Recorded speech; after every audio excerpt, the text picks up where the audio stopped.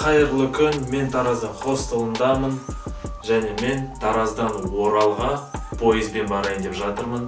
Бірақ алдымен Тараздан Астанаға дейін барамын, ол жақта сосын Астанадан Оралға басқа пойызбен барамын. Осылайша екі пойызбен барайын деп жатырмын, өйткені бірден Тараздан Оралға баратын пойыз тек қана 3 күннен кейін болады. Бірақ мен үйге жылдамырақ жеткім келіп тұр, сондықтан осындай іс-әрекеттерге барып жатырмын. Мен пойызға билеттерді ЖД билеті деген қолданбадан сатып алдым.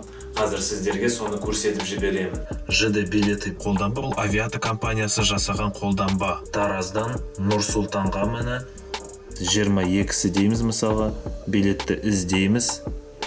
Мінекей Тальго шығып тұр. Шығатын уақыты, баратын уақыты, неше сағат жүреді, барлығы да жазылып тұр. Купе ма, люкс па, өздеріңіз қарап өзіңізге ыңғайлысын таңдайсыз. Мен өзіме купе таңдайып, сосын мінекей вагондар да жазылып тұр. Төменгі төсек, жоғарғы төсек, барлығыңызда өздеріңіздің қолында, барлығын өздеріңіз таңдайсыз. Мінекей мысалға осындай орынды таңдаймын, басамыз, сосын мына жерге фамилия, атыңызды, әкенің атысын жазасыз.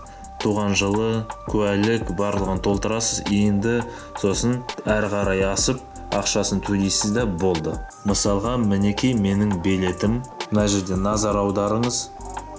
Сіздің электрондық жол жүру құжатыңыз пойызға отыруға жарамды дейді. Яғни ЖД билеті деген қолданбаның бірнеше артықшылықтарының бірі билетті қағазға бастырудың мүлдем қажеті жоқ. Вагонға кірерде жол серікке тек телефоныңыздан билетті көрсетесіз, жеке куәлігіңізді көрсетесіз де кіре бересіз. Және ең бастысы мен дейтін пойыздарға билеттерді осы хостелда отырып алып сатып алдым. Ешқайда барған жоқпын, кезекте тұрғаным да жоқ, барлығы да онлайн. Тіпті керек болса қазір менде бір шаруаларым болып, сапар шегуім болмай қалып жатса, мен билеттерді тапсырып, ақшаны қайтарып ала аламын. Сондықтан, егер сіз бір жаққа сапар шеккіңіз келіп тұрса, немесе саяхаттағыңыз келіп тұрса, ЖД билеті деген қолданбаны App Store'дан немесе Play Market'тан жүктеп алып телефоныңызға ЖД билеті деген қолданбаны қолдануға кеңес беремін. Ал мен әзірге Астанаға кеттім.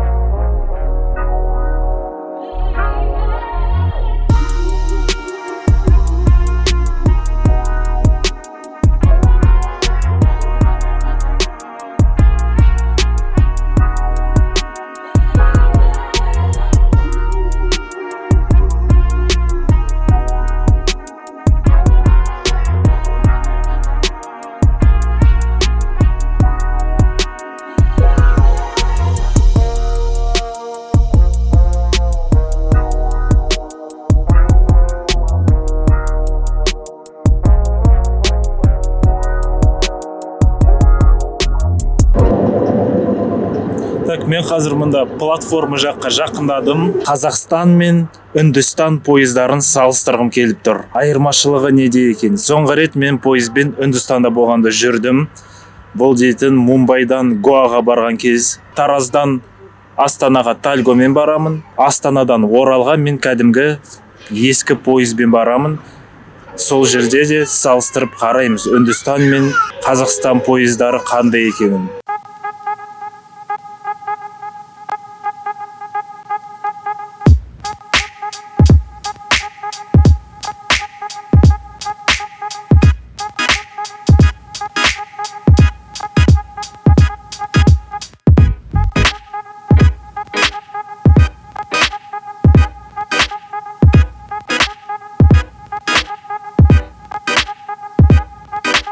Қазір мен сіздерге ЖД билеті деген қолданбаның артықшылығын көрсетемін. Билетті тек қана телефоннан көрсетемін, болды, солай кіргізе береді.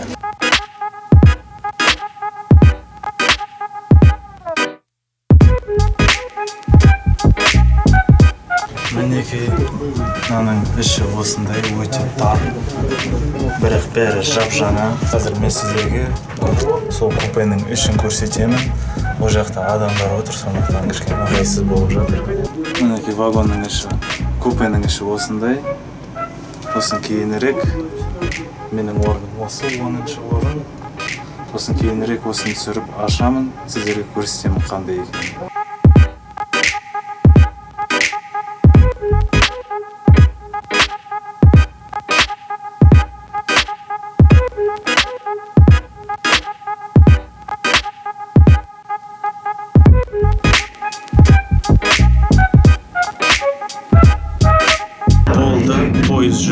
жатыр. Дұрыстап орналасып алғаннан кейін тальгоның ішін көрсетеді.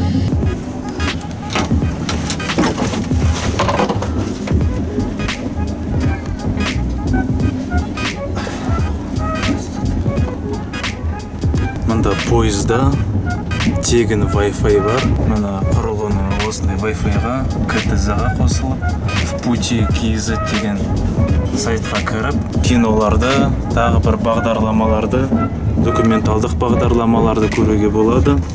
Өкінішке орай, YouTube-ға кіріп, WhatsApp-ға кіріп, немесе тағы да басқа сайттарға кіріп отыруға болмайды. Wi-Fi тек қана в pути.kz сайтына арналған.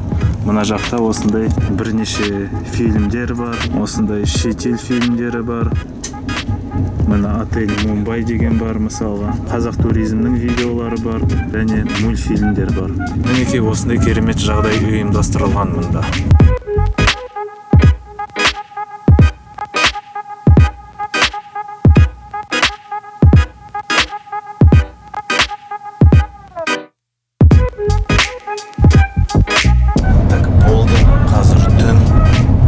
Адамдар аз, сондықтан еш кедергісіз пойызды қарай алам. Көрейік тальгоның вагондары қандай екені. Екі вагонның арасы осындай.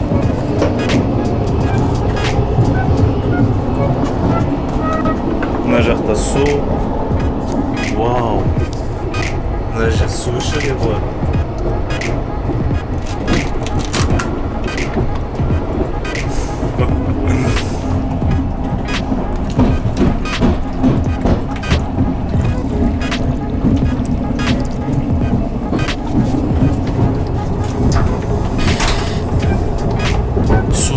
Әжетхананы барып қарайық.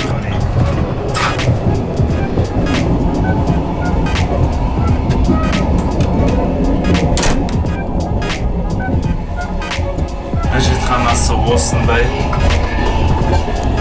Өте дар, өте кішкентай.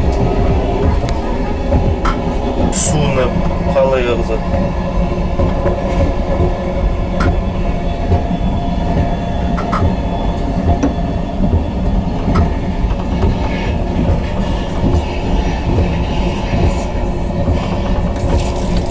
Басама. Басу керек екен.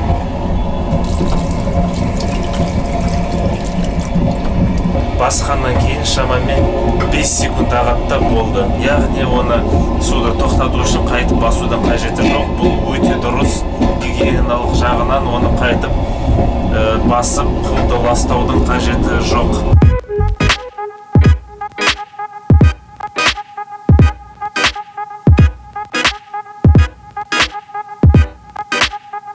Көрші вагонды айналып шығайық, көрейік не бар екен.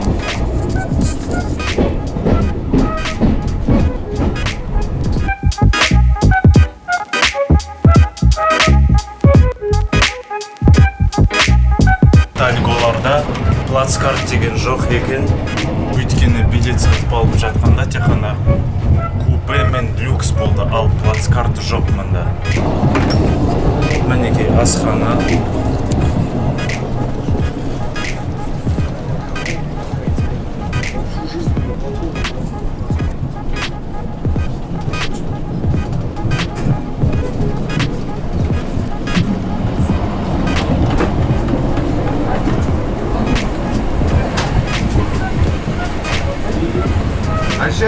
Ayşer.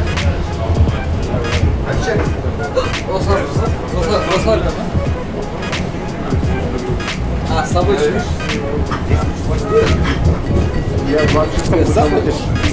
Мінекей вагондар мында осындай керемет. Темірлан бе атың? Танимын сен. Видеоларды көрген екен ютубтан. Қай жаққа шығасың? Астанаға барасың ба? Қазір Астанаға баратырмын. Астанада пересадка болады да, Оралға кетеміз сосын. Шетелде жүрген видеоларды көре ма? Сол пойыздарды қарап жатқаным. Тальгомен бірінші рет мен. Бірінші рет барасың ба? Сол. Дұрыс па? Жақсы екен. Жақсы. Мінекей Тальго пойыздары осындай. Астанадан Оралға мен дейтін ескі пойызбен жүремін. Сол кезі пойыздарды салыстыруға болады. Астанаға жеткесін Оралға басқа пойызға отырамын, арзанырақ. Сол кезде салыстырамын. Барлықтарыңызға қайырлы таң. Болды, Астанаға жеттік. Так, мынау осындай. Осыны былай аламыз да. Мында қоямыз.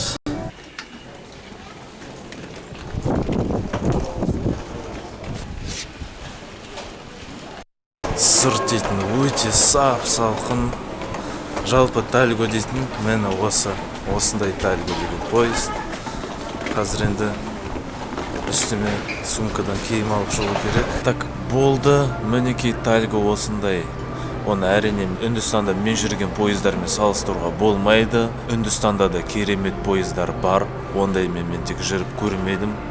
Егер мен солмен жүріп көрсем, сонда Тальгомен салыстыруға болатын еді. Қазір мен Астанадамын және кеште шамамен 10 сағаттан кейін Астанадан Оралға жүретін пойыз болады. Ендеше мен мұнда Астанада 10 сағат бойы бірдеңе істермін. Астана өте суық қазір.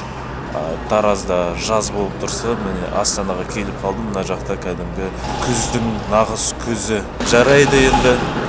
Тағы да 10 сағаттан кейін мына жерде нұрлы жолда кездескенше.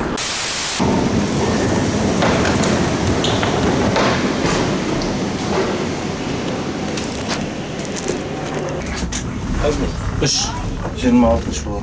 26. Мукашев. Оралға дейін.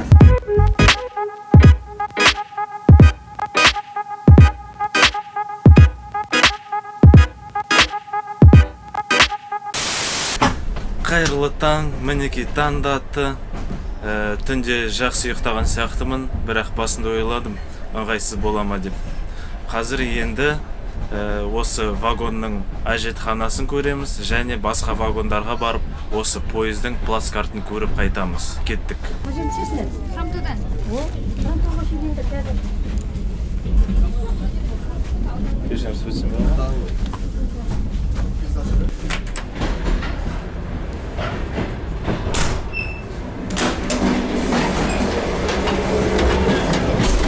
Екі вагонның ортасы осындай.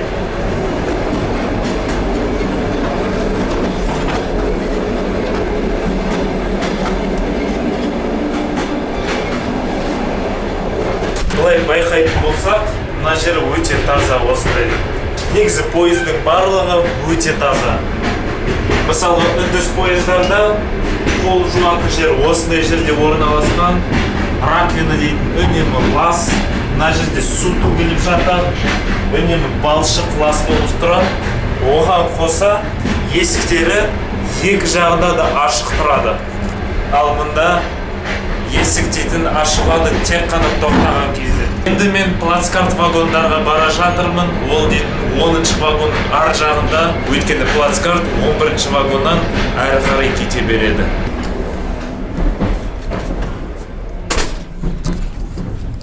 Ал әзірге пойыз дейтін осындай далалы жерде келе жатыр. Сам донесешь? Ал қазір мен плацкарт деген вагондарға кіремін. Мен ішінде тоқтап, сөйлеп, көрсетіп ештеңе айтпаймын. Өйткені адамдар камерадан қорқады және демалып жатқан адамдардың мазасын алмай-ақ қояйық. Жай өтіп шығамын, болды. Сосын бір қызық бірдеңе болып жатса, осындай жерге жеткесін айтармын.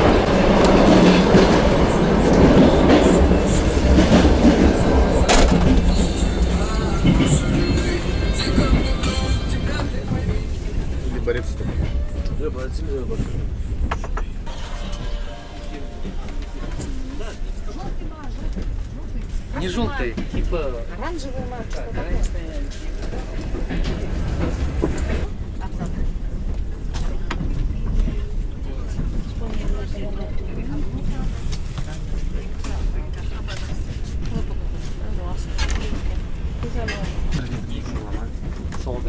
Саған болып отыр ғой, іші жүріп отырсың ғой.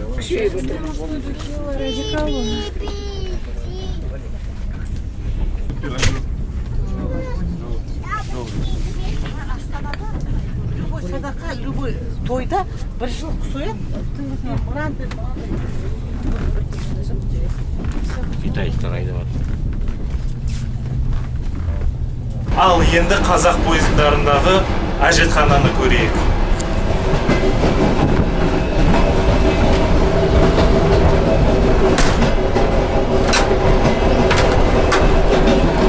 Мінекей әжетхана мында осындай.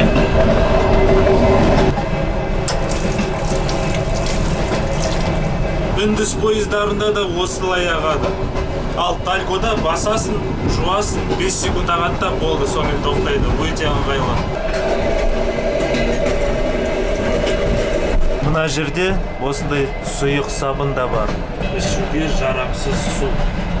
Мінекей қазақ пойызы осындай. Мына жерге сумкалерді салатын орын. Сосын үндіс пойыздарында осындайлар жоқ. Телефон салуға, заттарыңды салуға. Жоғарыда да төменде де осындайлар бар. Ал үндіс пойыздарында жоқ. Үндіс пойыздарында мына жерде сеткалар болады, тор сияқты. Сосын мына жерде екі қабатты. Осы 1, 2. Ал үндіс плацкарттарында 3 қабатты. Мен үнемі жоғарында жатып жүрдім, қауіпсіздік мақсатында. Мінекей мында да төменде осындайлар бар. Оған қоса терезе темір тордан емес, осын былай жауып тастауға болады. Керек болса. Ілгіштер бар осындай. Мынау баспалдақ. Мына жерде резеңкесі бар. Жалпы бәрі тап-таза. Былай қарасаң, шаршаған күйде емес. Сосын ең бастысы. Қарай көріңіздер. Бұл 120 вольттық розетка. Мінекей 120 вольттық розетка. Мен мына жерге өзім ноутбугымды қойып қойдым. Сіздер үшін жаңа видеоны монтаждап жатырмын. Керемет бәрі істеп тұр. Әрине, үндіс пойызында осындай шамамен осындай вагондар бар. Купе деген, бірақ мен үндіс пойызында тек қана плацкарттарда жүрдім. Плацкарттарда мысалға үндіс пойызда төсек бермейді. Біздің пойызымызда төсек береді. Төсек орын дегенде көпшік мысалға жамылатын, барлығы да таза төсек болып тұрады. Ал үндіс плацкарттарында ондай жоқ. Оған қоса ол жақта 3 қабатты, адам саны көп, сосын қояндар жерде жатады. Тіпті аяқ басатын жерде болмайды. Ал осында қояндар жоқ. Сосын кейбір деректер бойынша КТЖ деген, мысалы Қазақстанның ішінде жүретін осындай пойыздар біреудің қолына түскен. Қарайтын болсақ, Сары Арқа компани дейді. Яғни Қазақстан темір жол емес, КТЖ емес мысалға. Сондықтан осының барлығын жанартып, дұрыстап, жөндеген деп айтып жатыр.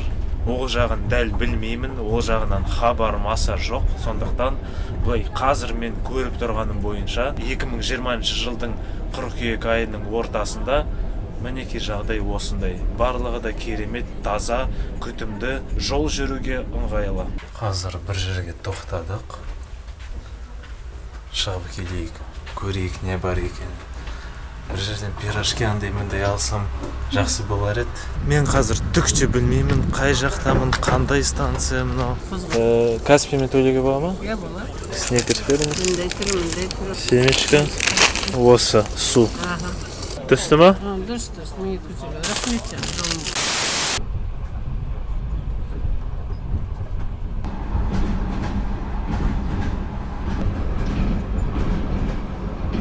Мінекей осылай Нұр-Сұлтан қаласынан Оралға дейін, бірінші Тараздан Нұр-Сұлтанға дейін, Нұр-Сұлтаннан Оралға дейін осылай пойызбен жетіп жатырмын. Бірінші Тальгомен, енді қазір осындай сәл ескі пойызбен. Оралға да кіріп қалдық. Осындай көрініс, мынау 6-шы шағын аудан. Осындай ескі гараждар, мына жақта көріністер. Төсек орындарын бәрін тапсырып, жинастырып қойдық. Мына жақта адамдар өте көп, бәрін Оралға қарап тұрған.